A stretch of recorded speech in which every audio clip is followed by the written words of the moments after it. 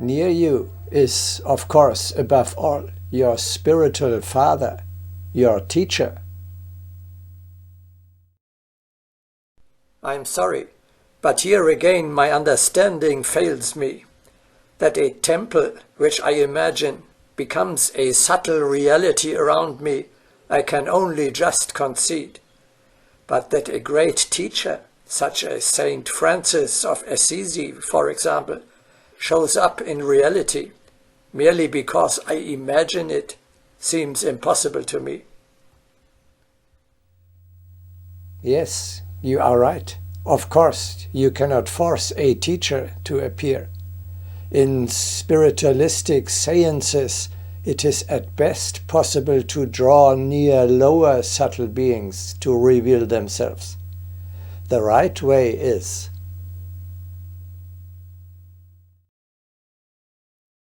you have to approach your teacher.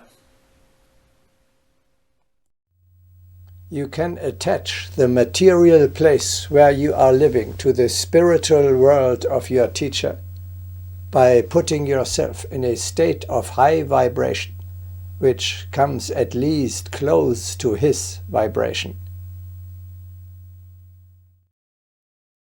If you live in your spiritual world at the foot of the holy mountain, the teacher who lives there is also near you.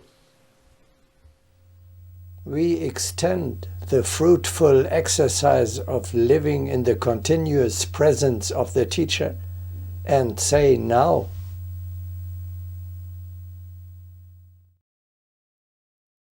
live continuously in the world of your teacher.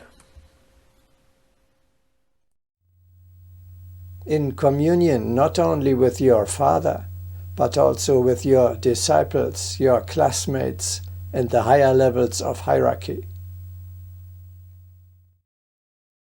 Isn't this once again rather high-flying and far away from everyday reality? Not at all. Think of Helena Röhrig, who occasionally invited close collaborators to spend some time with her in the Kulu Valley. We had already said, you too can arrange your everyday life as if you were staying with Helena Röhrig, living together with your teacher in spirit. This will be a real participation in the life of the higher world.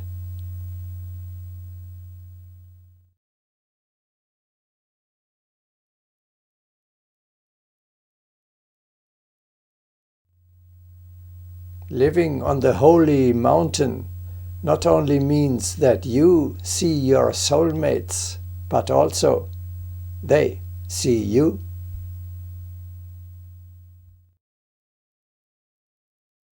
According to the rule of Saint Benedict, one of the instruments of good works is to know for certain that God is looking at us everywhere.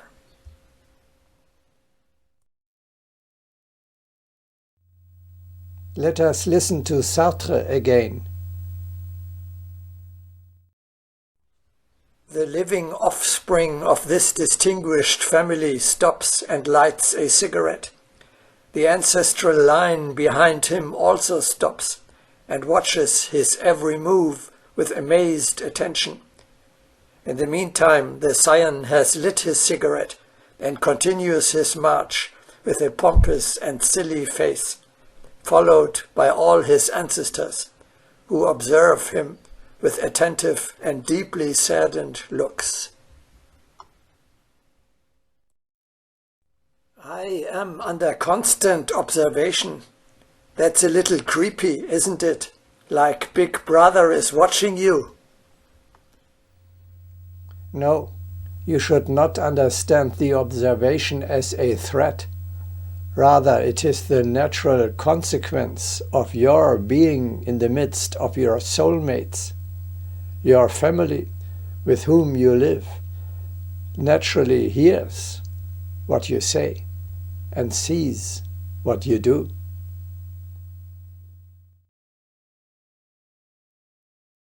Think of us, those who watch you.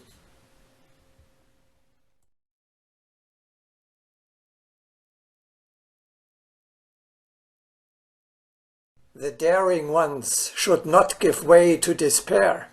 We note each of their steps.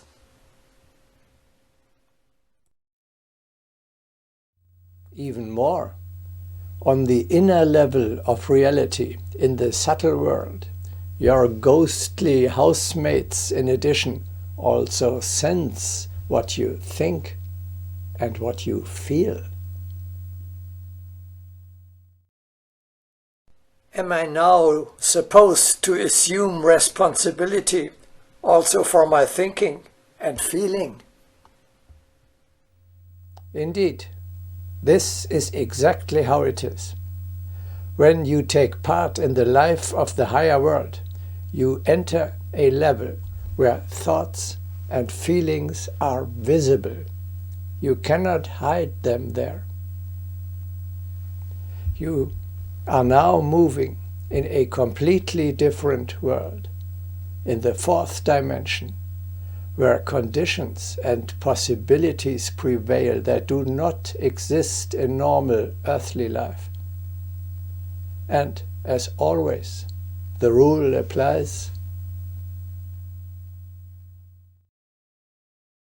If possibilities increase, responsibility grows as well.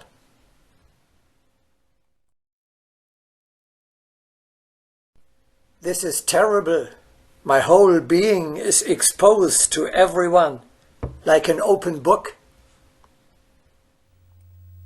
Yes, if you still must be afraid of that what really is within you coming to the surface, you are not yet ready for heaven. There you must set an example for your smaller brothers and sisters and give pleasure to your teacher by proving yourself worthy of him. However, do not regard this as a threat, but as an opportunity, as an advantage. Not only you are recognized, but also you recognize the essence of the people around you. You perceive their aura and can sense who is great and who is small, who is good and who is bad, who really loves you and who wants to harm you, who can't help you and who only hinders or exploits you, and so on. Most of the misery in your life comes from deceiving yourself about your fellow man. You can avoid these fatal errors if you learn to participate in the life of the higher world. You see again, we are not talking about anything mystical, remote, esoterical, occult, or unrealistic, but on the contrary, about an expansion of your possibilities, an improvement of your normal everyday life.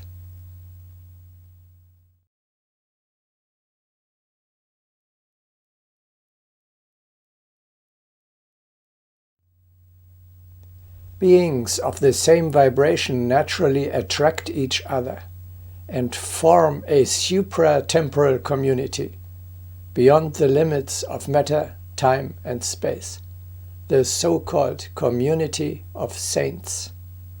You now fill this ideal with life.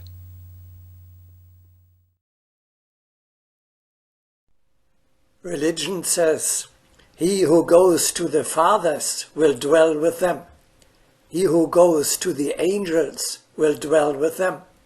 And he who goes to God will dwell with him."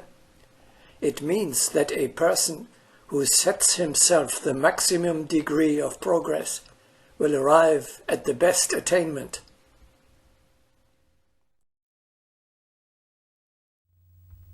When your consciousness has expanded, you perceive the whole, not only the physical but also the subtle reality, and gain a realization of marvelous beauty that completely transfigures your entire earthly life.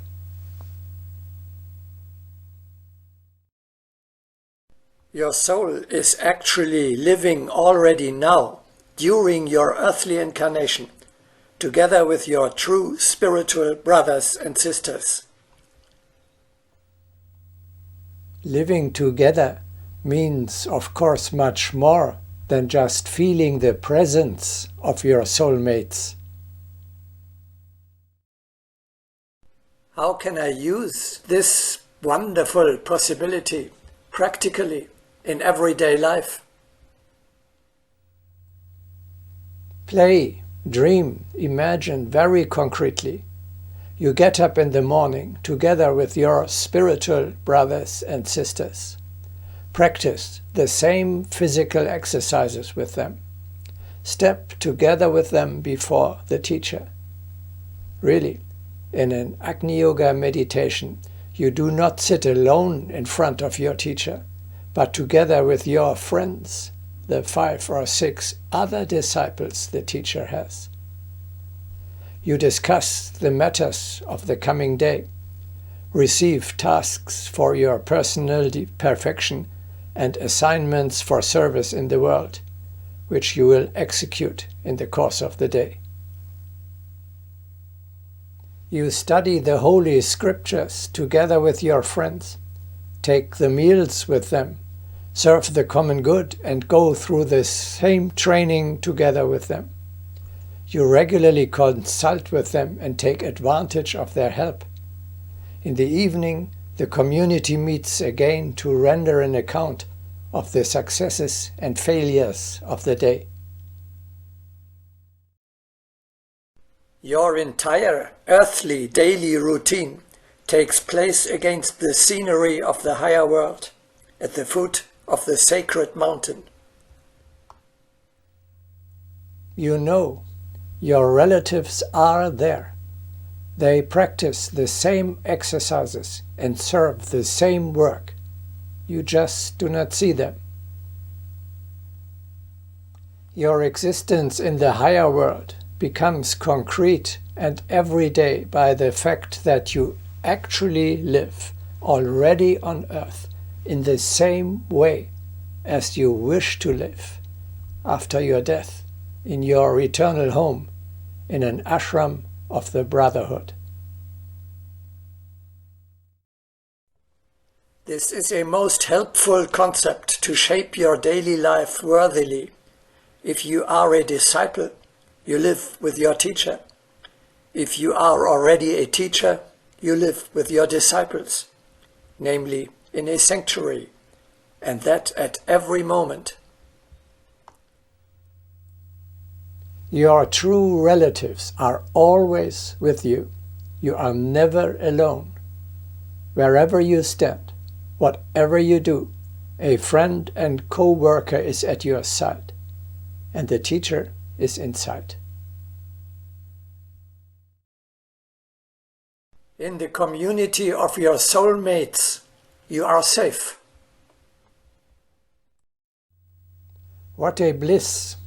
You are living together in a family with the greatest souls of all times, with your idols. At the Holy Mountain, you have access to Pythagoras, Plato, Saint Francis of Assisi, Gandhi, and many other great souls. Even if you might not yet be ready to be received into their ashram, you can visit them, have a look at their world, and talk to one or the other of their disciples. Thereby, a desire will arise within you, a burning longing to be allowed to live in such a wonderful sphere one day.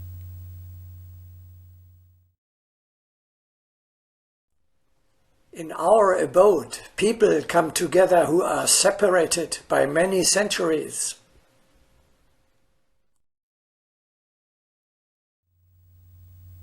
What a relief for those of you who are disappointed in your fellow man because you cannot find any soulmates among them.